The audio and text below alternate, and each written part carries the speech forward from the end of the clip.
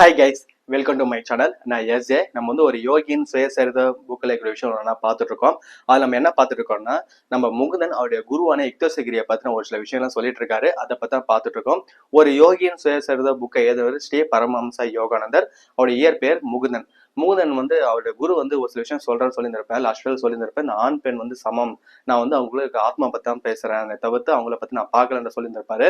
அதே மாதிரி என்ன சொல்றாருன்னா, ஒரு ஆண் எப்படி ஒரு பெண்ணுடைய சபலத்தை மீறி அந்த விஷயத்தை கடந்து அவர் எப்படி ஆன்மீகத்துக்கு வராரோ, அதே மாதிரி ஒரு பெண்ணும் ஒரு ஆணுடைய சபலத்தை மீறி அதை கடந்து ஆன்மீகத்துக்கு வரா. அப்படி இருக்கும்போது 2 பேரும் ஒண்ணு தானே அப்படின்றாரு.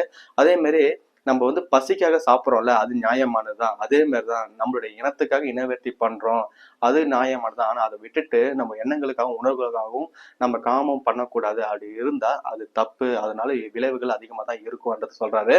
அதே மாதிரி முகுந்தைட்டு என்ன சொல்றேன்னா, உன்னுடைய புலன்கள் நம்மகிட்ட என்ன சொல்றாரு, உங்களுடைய புலன்கள் வந்து எப்பவுமே புது புது ஆசையை உண்டாக்கிக்கிட்டே தான் இருக்குன்றாரு. புலன்கள்னா கண்ணு, காது, மூக்கு, வாயு, தொடு உணர்வு இருக்கலாம். அதான் சொல்றாரு.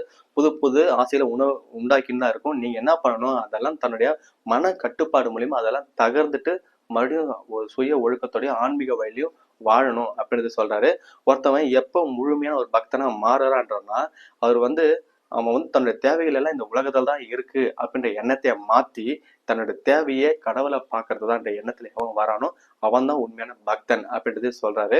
அப்புறம் இந்த உலகத்துல கூடிய இந்த உலகத்துல வாழ்ற ஞானிகள், யோகிகள், இன்னும் நிறைய பேர் வந்து இந்த உலகத்துல வாழ்க்கை தகுதியில அதிகமா தகுதி வச்சிருப்பாங்க. அவங்கள வந்து மூச்சற்ற நிலையில வேற உலகத்துல போய் வாழ்வாங்க. ஆனா அந்த மூச்சற்ற நிலையை வர வரைக்கும் அவங்க இந்த உலகம் தான் வாழ்வாங்க. அப்ப இங்க இருக்கக்கூடிய காற்றை அவங்க சுவாசிப்பாங்க. அவர் என்ன இன்னொரு விஷயம் என்ன சொல்றேன், இங்க இருக்க காத்த அவங்க இலவசமா சுவாசிக்கிறாங்க. அதுக்கான கடமை அவங்க இந்த உலகத்துக்கு பண்ணியே ஆகணும். அது முடிஞ்சதுக்கு அப்புறம் அவங்க மூச்சற்ற நிலையில இன்னொரு உலகத்துக்கு போய் வாழ்வாங்க. அதே மாதிரிதான் நீயும் இந்த உலகத்துக்கு உன்னுடைய கடமையை பண்ணணும். நீ பண்ணி முடிச்சதுக்கு அப்புறம் நீ உன்னுடைய மூச்சற்ற நிலையில இந்த வேற உலகத்தை போய் வாழ்வேன்றாரு. இல்ல மூச்சற்ற நிலைன்னு எதை சொல்றாருன்னா ஜீவ சமாதியை சொல்றாரு. அதுக்கப்புறம் என்ன பண்றாரு, இந்த ஒருத்தன் வந்து துறவு வாழ்க்கையை மேற்கொள்றாங்க அப்படின்னா அவனுடைய முதல் விஷயமே குடும்பத்தை விட்டுட்டு வர்றதுதான். அதுக்கு பேர் தான் துறவு வாழ்க்கை அப்படின்னு சொல்லுவாங்க. ஆனா அது வேண்டாம், குடும்பத்தோட வாழட்டும், அதே நேரத்துல குடும்பத்தோட வாழும்போது ஆன்மீக வழியில் போகட்டும் அப்படின்ட்டு ஒரு சில விதிகளை கொண்டு வந்தவர் தான் நம்மளுடைய சங்கரர். ஆதி காலத்துல இந்த சங்கரர்.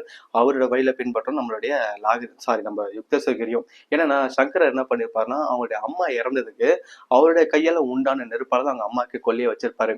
அதே மாதிரி நம்மளுடைய யுக்தேசகிரியும் அவங்க அம்மாவை வந்து இறந்ததுக்கு அப்புறம் கங்கை கரை ஓரமா அவங்களுக்கு சடங்கெல்லாம் பண்ணிட்டு அதுக்கப்புறம் அங்க கூட பிராமணர்கள்லாம் சாப்பாடு போட்டிருப்பாரு.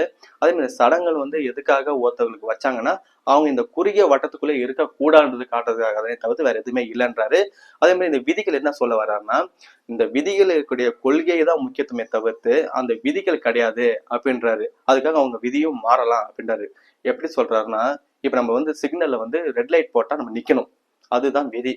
ஆனா பின்னாடி ஒரு ஆம்புலன்ஸ் வருது, ஒரு பிரசவத்துல ஒருத்தவங்க ஆட்டோல வராங்கன்னும் போது நம்ம நகர்ந்து வழி விடுவோம் பார்த்தீங்களா ஹாஸ்பிட்டல் போறதுக்கு, அந்த மாதிரி சொல்றாரு. விதிகளுக்குள்ள இருக்கக்கூடிய கொள்கை தான் முக்கியம், அதுக்காக நம்ம விதியும் மீறலாம் அப்படின்றதையும் அவர் சொல்றாரு.